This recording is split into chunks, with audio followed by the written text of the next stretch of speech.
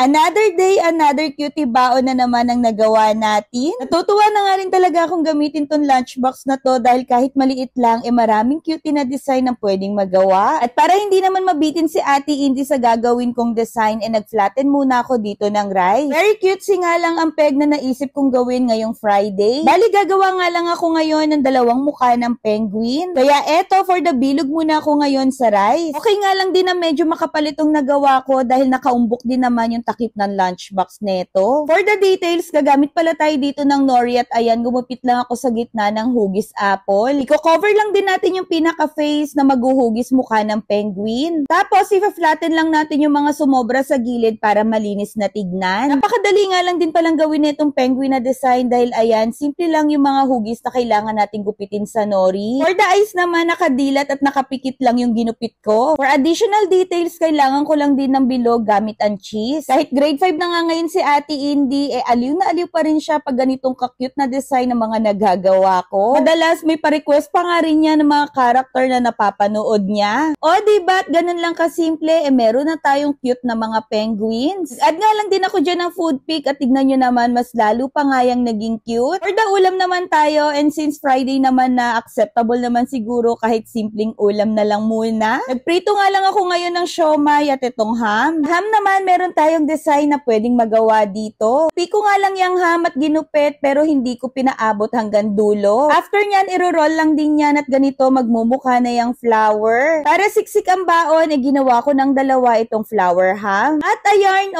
diba, ganun lang kasimple, napaka-cute na netong baon ni Ate Indy. O siya, at tapos na naman tayo sa isang bento baon serye. At kung nagustuhan nyo tong video na to, follow nyo na rin kami for more bento baon ideas.